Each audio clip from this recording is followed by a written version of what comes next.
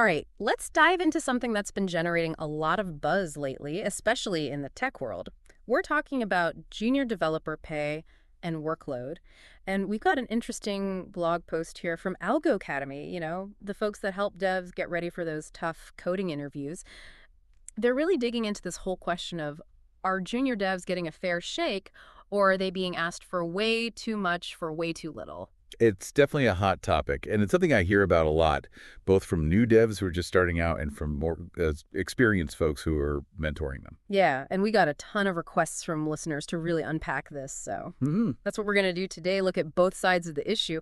Are companies just trying to, capitalize on all this fresh new talent, or are junior devs, I don't know, maybe not fully understanding how the job market works? It's complex, Yeah. for sure. There's no easy answer. Right, right. So let's break it down. This Algo Academy article, it starts off by just giving us a snapshot of salaries, and wow, it is all over the place. In the US, the average seems to be somewhere between 50,000 and 80,000 a year, but big catch, huge E catch, where you live makes a huge E difference. Yeah, location is really the key here. You tend to see those higher salaries in the big tech hubs like San Francisco, New York City, but then again, you're also paying a fortune for, well, pretty much everything, rent, food, you name it. So that six-figure salary can disappear pretty quickly once you factor in the cost of living in those places. It's crazy, right? You practically need a whole other coding boot camp just to figure out how to make your money last in those cities. But this location thing, it gets even wilder when you start looking at the global picture. The article talks about places like India and Eastern Europe where salaries are much lower, even when you consider that the cost of living's lower too. Yeah, globalization has really changed the game when it comes to tech salaries.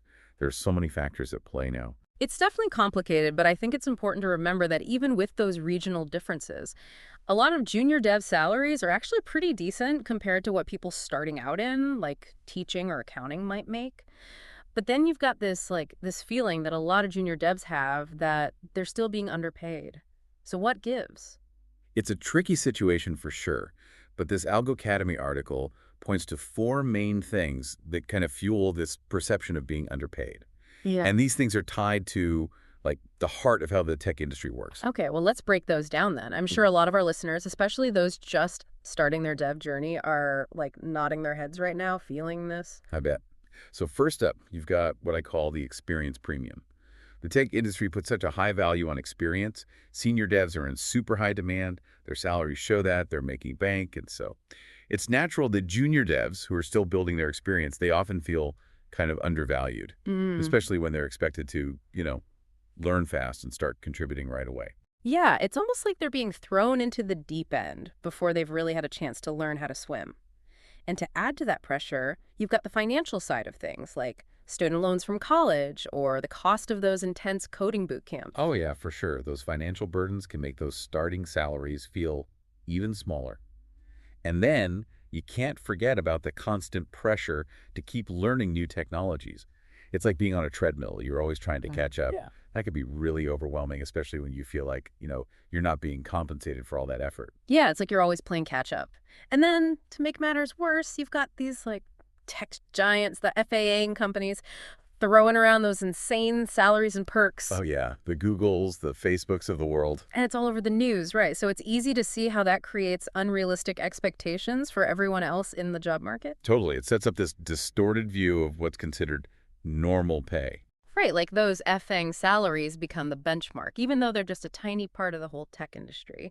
So we've talked about salary, but the other big piece of this whole puzzle, and it often goes hand in hand with the pay stuff, is workload. Hmm. And this is where I think things get really interesting, especially for those new to the dev world. Oh yeah, buckle up, because workload is a whole other beast.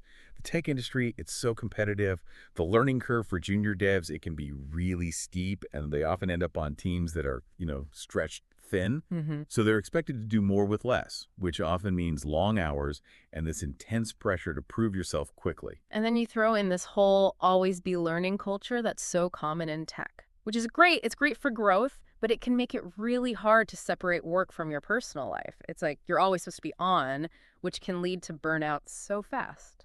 Oh, absolutely. Burnout is a huge problem in tech, and it can hit junior devs especially hard.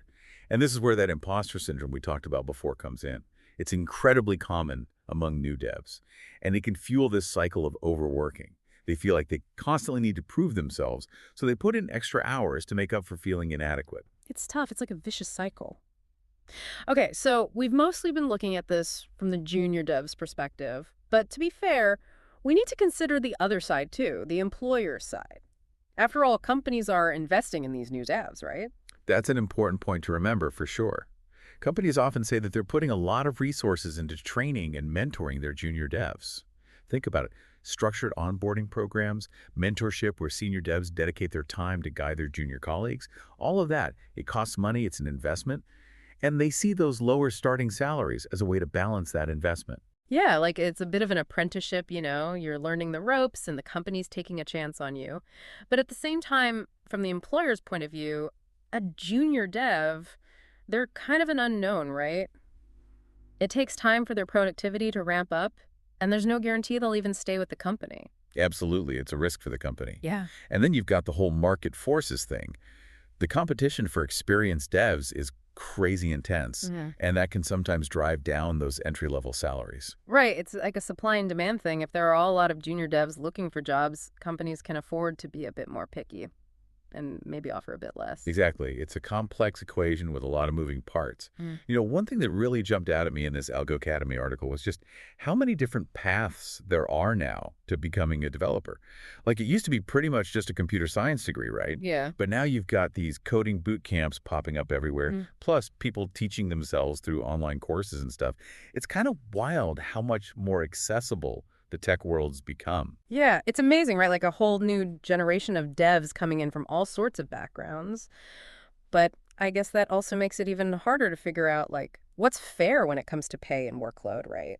It's not just about comparing junior devs to other professions anymore. It's about understanding the differences within the developer community itself. Oh, absolutely. Huge point. Someone coming in with a 4-year CS degree might have totally different expectations than someone who just finished a 3-month boot camp. Or someone who's self-taught, right? Yeah. Their experience, their knowledge, even their confidence level, it's all going to be different. Makes sense. Makes sense.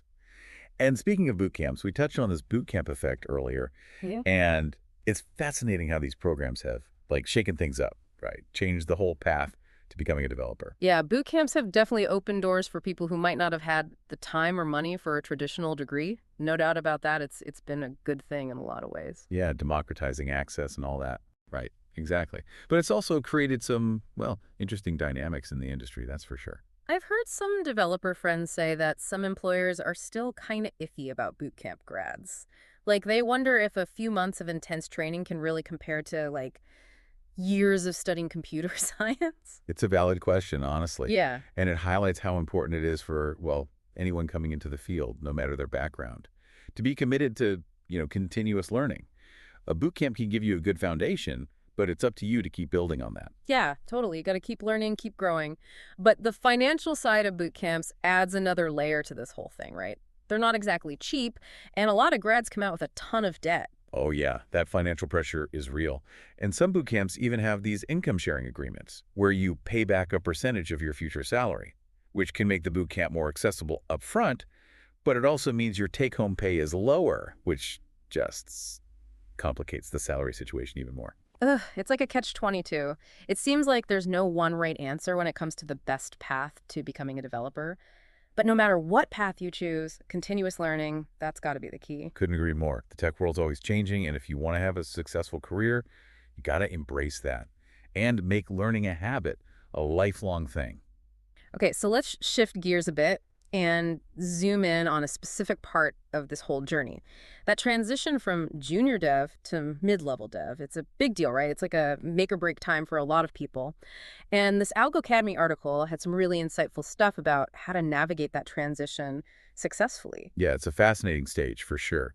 What's interesting is that it's not just about adding more years to your resume. It's about a real shift in like mindset and skills. So it's not just about checking boxes and saying, okay, I've been doing this for X number of years. Yeah. It's about a deeper understanding, a deeper level of capability. Exactly, exactly. Moving from junior to mid-level means mastering those core programming concepts. Things like data structures, algorithms, object-oriented programming. Not just knowing them superficially, but like really understanding how and why they work. Yeah, it's about going beyond just writing code to being able to design like Elegant and efficient solutions, understanding the why behind the what. Yes, that's it, exactly. And it also means expanding your skill set beyond just coding. Learning new languages and frameworks is important, but you also need to develop those soft skills like communication, collaboration, project management, all that good stuff. Because let's be real, building software, it's a team sport. You gotta be able to work with others, explain your ideas clearly. Absolutely. And as a mid-level developer, you're often expected to take on more leadership. Maybe mentor junior devs, contribute more strategically to projects.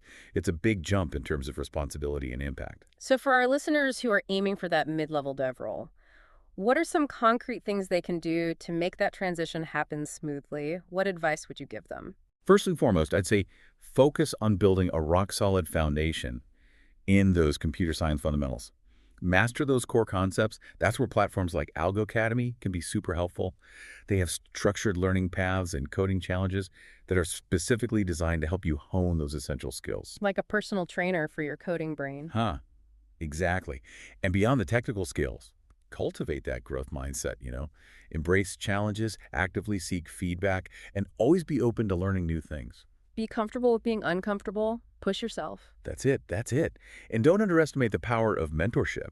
Finding a more experienced dev who can guide you, give you feedback, Yeah. help you navigate the industry, that can be invaluable. Like having a seasoned guide to help you through the jungle of the tech world. Exactly. And one more thing, don't neglect networking.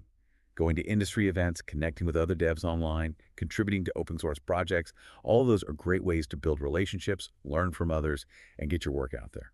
Build a community, share knowledge, stay plugged in, and who knows, you might even find your next job opportunity that way. That's the beauty of tech. It's dynamic, it's interconnected. Opportunities can come from anywhere. Okay, so we've covered a ton of ground in the second part of our deep dive. Different paths to becoming a dev, the impact of boot camps, that crucial transition from junior to mid-level. Lots to think about. And in our final part, we're going to zoom out even further, look at some of the big industry trends that are shaping the future of software development. To the future of work, the future of tech, it's all happening so fast. All right, welcome back for the final part of our deep dive into the world of junior developers. We've been through a lot: salary expectations, workload realities, all those different ways people are getting into tech these days, and what it takes to level up from junior to mid-level. Yeah, it's a wild ride, that's for sure. And now we're going to zoom out even further, right? Look at some of those big industry trends that are like shaping the future of software development. These trends are not just affecting junior devs today, but they're going to keep influencing things for years to come. Absolutely. This stuff is moving so fast. One of the biggest changes we've seen, especially lately, is the rise of remote work. The pandemic really pushed this forward, and it feels like for a lot of tech companies, at least some form of remote work is here to stay. It's definitely a game changer, especially for junior devs. Remote work opens up so many possibilities.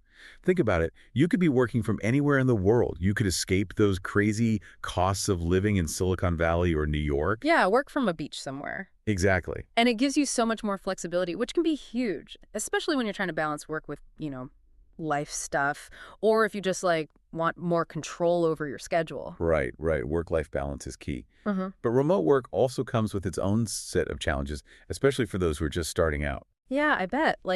It's got to be harder to build relationships with colleagues, find mentors, or even just absorb the company culture when you're not physically in the office. Exactly. All those things are more difficult when you're remote. And for those junior devs who really thrive in a collaborative, in-person environment, the isolation of remote work can be tough.